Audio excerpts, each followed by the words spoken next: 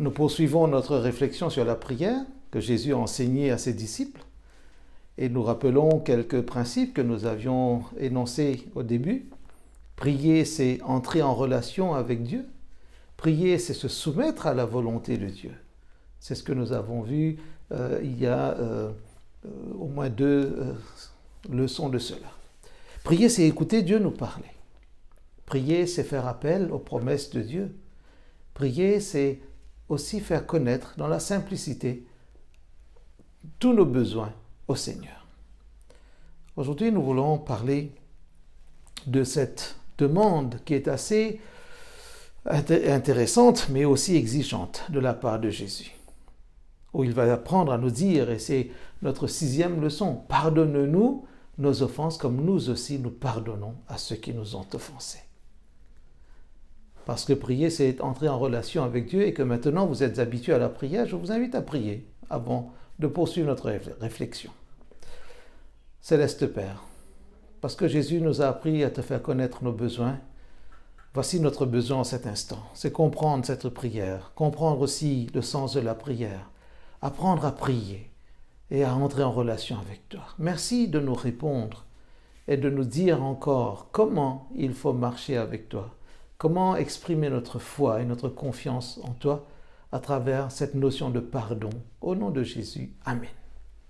Alors si nous regardons bien la notion de pardon, le texte nous dit, et Jésus met cela dans sa prière comme si c'était quelque chose d'incontournable, d'indispensable. Comment prier Dieu? Comment croire en Dieu? Comment faire confiance en Dieu? Comment dire que nous aimons Dieu si nous ne pratiquons pas le pardon? Maintenant, où est-ce que nous apprenons la notion de pardon? C'est bien de Dieu lui-même. Et dans les psaumes, déjà, où nous avons des témoignages forts, puissants, des témoignages vibrants qui touchent le cœur et qui nous montrent que les psalmistes, David en particulier, expérimentaient le pardon de Dieu. En recevant le pardon de Dieu, l'homme qui pêche et qui se confesse et qui retourne au Seigneur, qui cherche cette relation avec le Seigneur, il éprouve la joie du pardon, il éprouve la paix du pardon et certainement il comprend que ce pardon-là ne peut pas être gardé pour soi. Et quand Jésus apprend à ses disciples à prier au verset 12 de Matthieu chapitre 6, dans cet ensemble de demandes, « Pardonne-nous nos offenses ». Comme nous aussi nous pardonnons, on pourrait dire ou sous-entendre, nous pardonnons leurs offenses à ceux qui nous ont fait du tort. C'est-à-dire, nous comprenons que lorsque nous venons à Dieu avec humilité, avec confiance, avec cette conviction que Dieu est bon pour nous pardonner, nous venons avec comme si la joie, nous anticipons cette joie de recevoir le pardon. Nous n'irions pas à Dieu pour lui demander pardon si nous n'étions pas confiants dans sa capacité à nous pardonner. Et la prière, c'est entrer dans cette relation avec Dieu. Pourquoi y a-t-il ce devoir de pardonner? C'est parce que Dieu, en tant que Père céleste, nous apprend à pardonner. Si nous allons juste dans un psaume, il y a tellement de textes, j'aime bien le psaume 103 qui nous montre que Dieu est un Dieu qui peut nous étonner par sa manière de pardonner ou de traiter le péché. Oui, j'ai bien dit le psaume 103, donc si vous avez votre Bible, vous pouvez aller dans ce psaume et découvrir un petit peu quelques versets qui sont très intéressants. Regardez le psaume 103, le verset 3 déjà. C'est lui qui pardonne toutes tes iniquités. C'est Dieu qui pardonne toutes les iniquités. Et quand nous regardons un peu plus loin, plus bas, verset 8, l'Éternel est miséricordieux et compatissant, lent à la colère et riche en bonté. Il ne conteste pas sans cesse. Il ne garde pas sa colère à toujours. Il ne nous traite pas selon nos péchés. Il ne nous punit pas selon nos iniquités. Mais autant les cieux sont élevés au-dessus de la terre, autant sa bonté est grande pour ceux qui le craignent. Autant l'Orient est éloigné de l'Occident, autant il éloigne de nous nos transgressions. Comme un père a compassion de ses enfants, l'Éternel a compassion de ceux qui le craignent.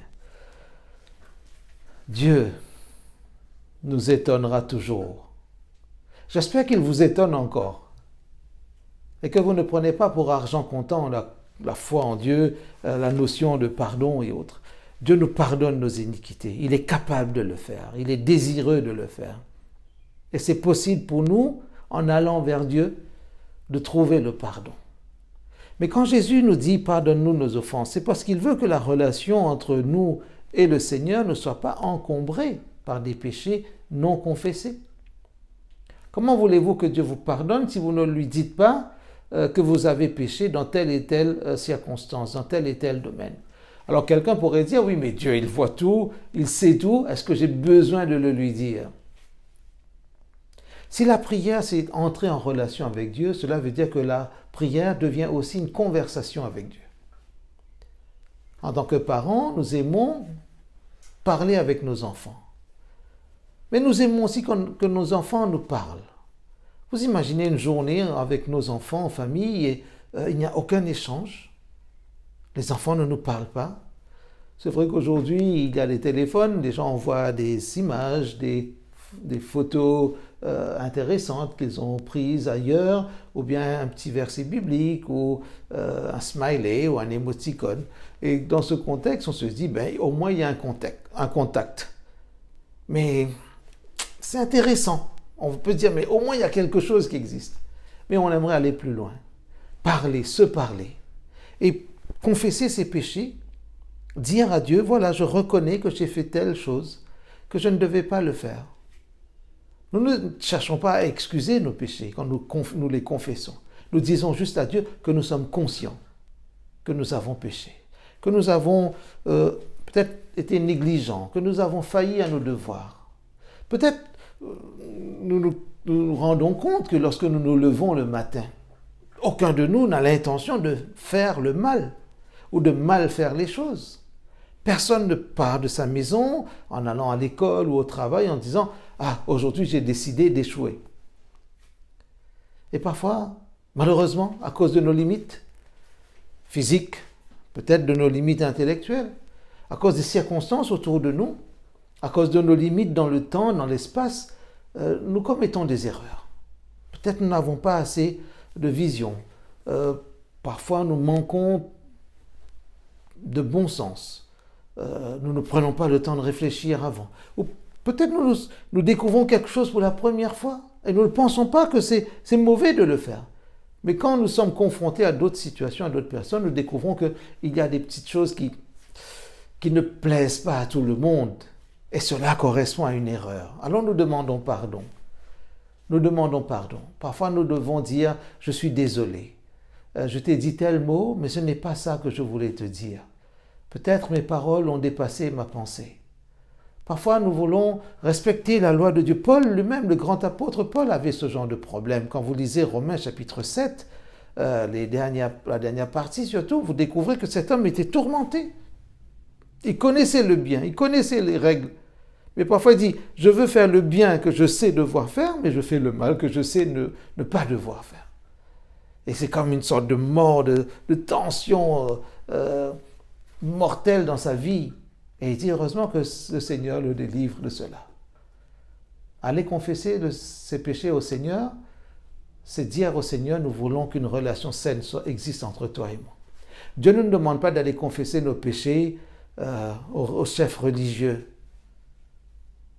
qui eux vont décider de nous pardonner ou non. Pardonne-nous nos offenses, c'est-à-dire c'est au Père Céleste, parce que la prière a commencé ainsi, notre Père qui est aux cieux. Notre Père qui est aux cieux.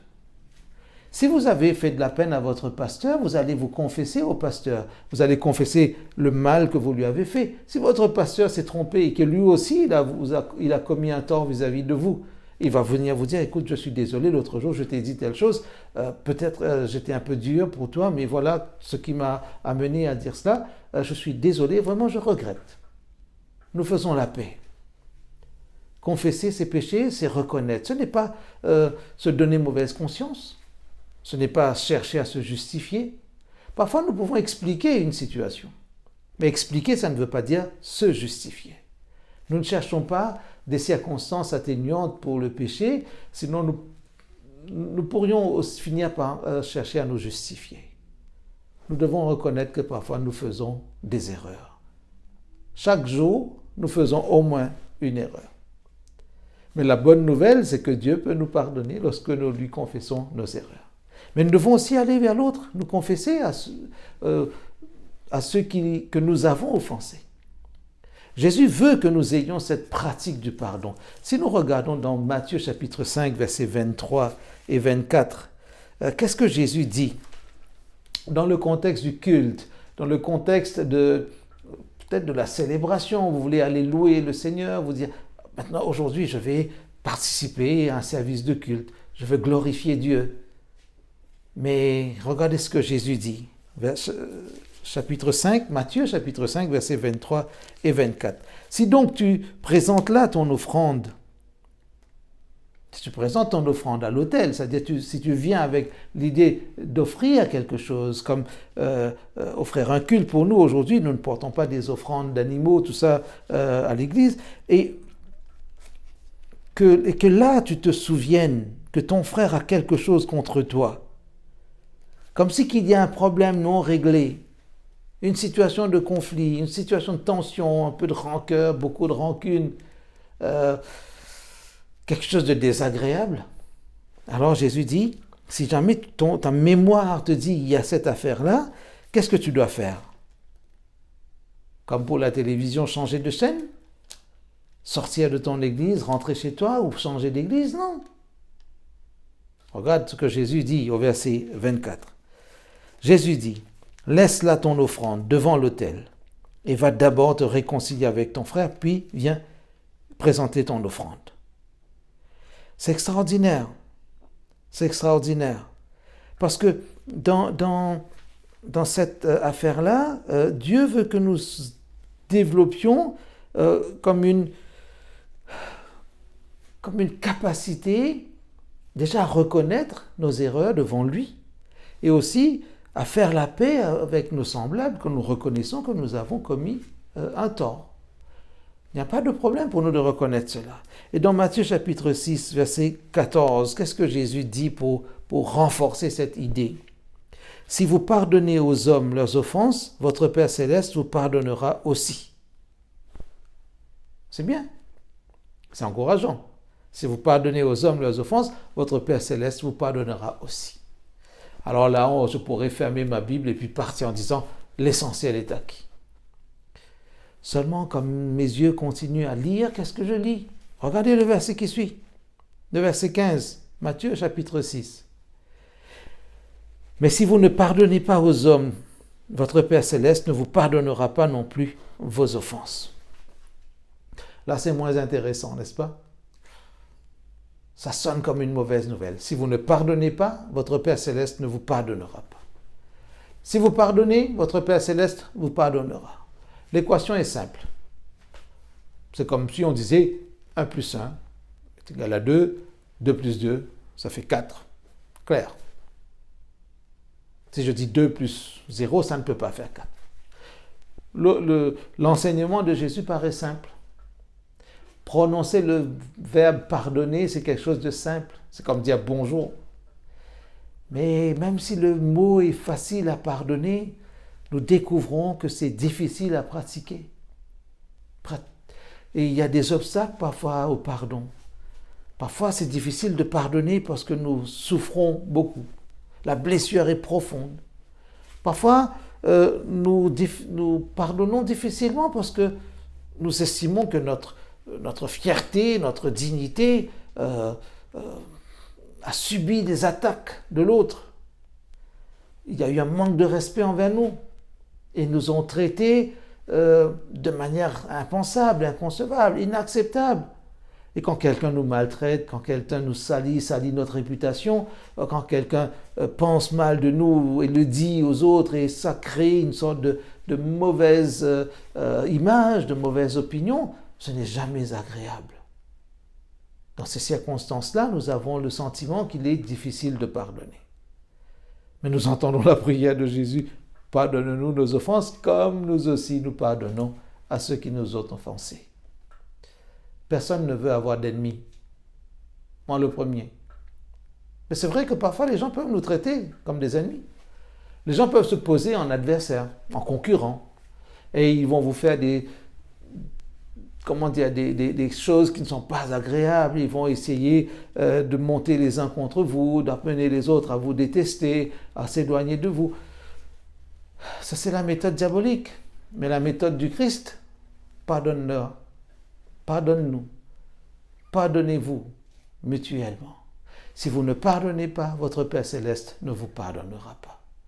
Dieu veut nous sauver de nous-mêmes et nous faire comprendre que le pardon, c'est vrai, ce n'est pas quelque chose de facile. Le pardon coûte quelque chose. Regardez ce que ça a coûté au Seigneur. Nous recevons le salut gratuitement. Nous recevons le pardon gratuitement. Mais ça a coûté quelque chose de fort au Seigneur.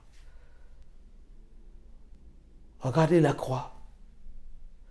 Imaginez, visualisez Jésus qui accepte d'être crucifié pour vous et pour moi.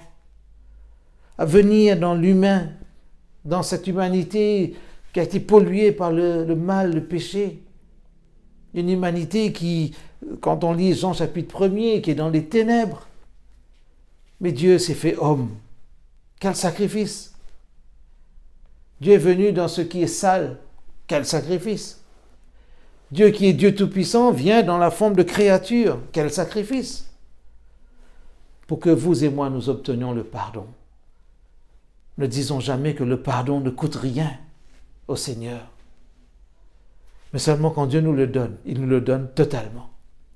Ne pensons pas que le pardon, ça se gagne par mérite, etc.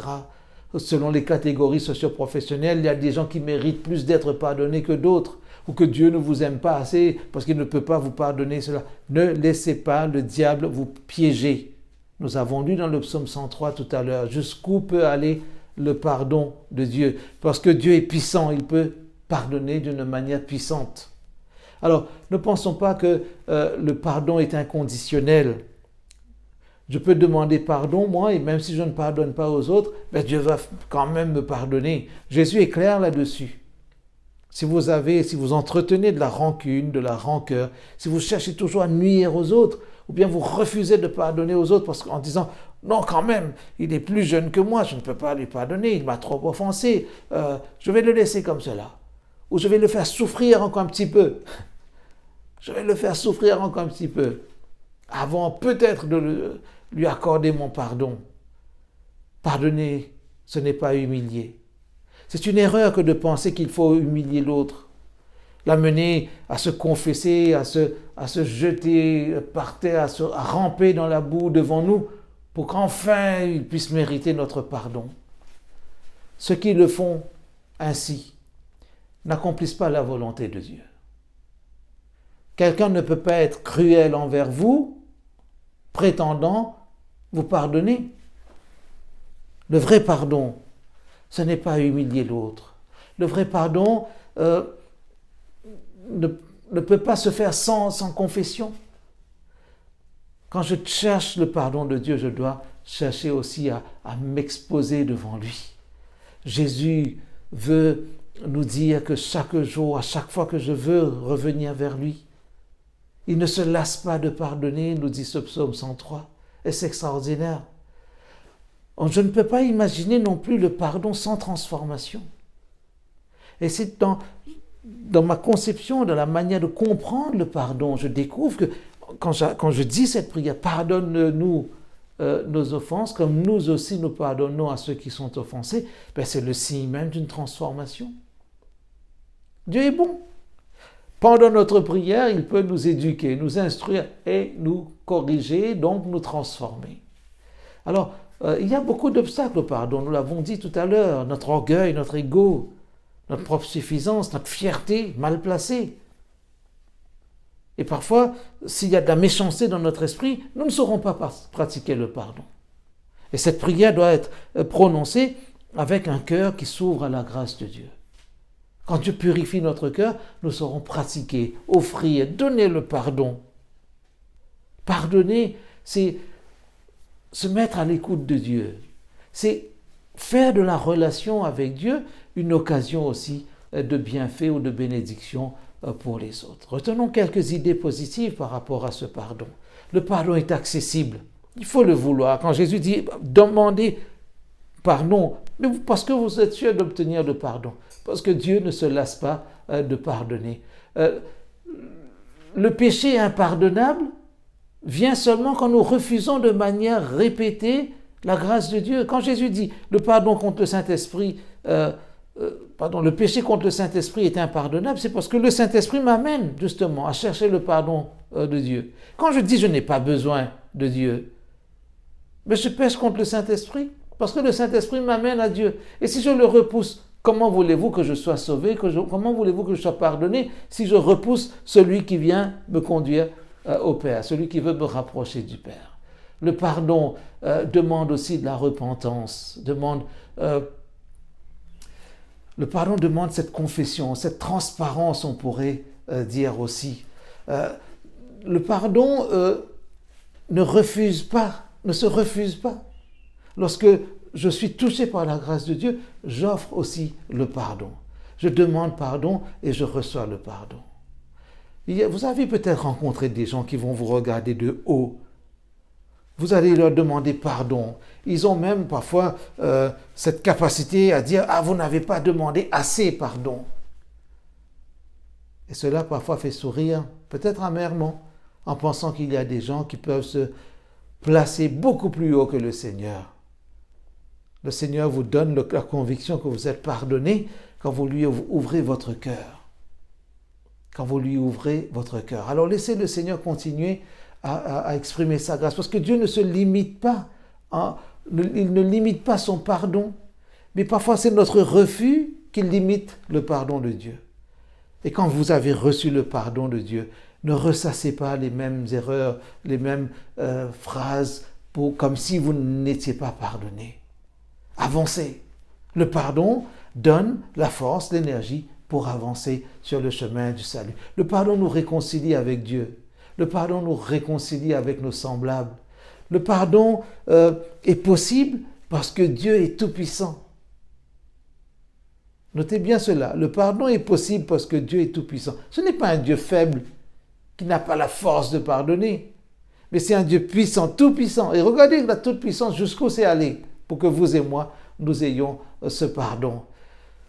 La Bible nous fait comprendre que quand nous sentons que nous recevons beaucoup de grâce de la part de Dieu, beaucoup de bienfaits, cela veut dire que nous pouvons pardonner beaucoup. Celui à qui on pardonne peu, pardonnera peu. Mais vous avez l'impression que votre cœur est rempli de la grâce de Dieu? Acceptez ce pardon. Le pardon nous oblige envers l'autre. Et je suis content de savoir que je pourrais expliquer ou définir le verbe pardonner de cette manière-là. C'est peut-être ma définition personnelle, mais pardonner, c'est donner des parts de grâce, des parts de la grâce, des parts de bonté, comme si vous partagiez un joli gâteau, donner une part à chacun. Pardonner, c'est donner une part de la bonté du Seigneur. Alors quand vous priez désormais, quand vous dites « Pardonne-nous nos offenses, comme nous aussi, comme moi aussi, je pardonne », cela veut dire que le pardon est vraiment en train d'opérer une transformation. Que Dieu vous bénisse, que sa grâce soit sur vous et que le pardon fasse partie de notre exercice spirituel. Le pardon n'est pas un acte religieux. Le pardon est un acte relationnel. Le pardon rétablit la relation avec Dieu et le pardon devient l'occasion pour nous de rétablir la relation avec autrui. Acceptez le pardon de Dieu, digérez-le bien et offrez-le à d'autres et que la paix du Seigneur soit sur vous. Amen.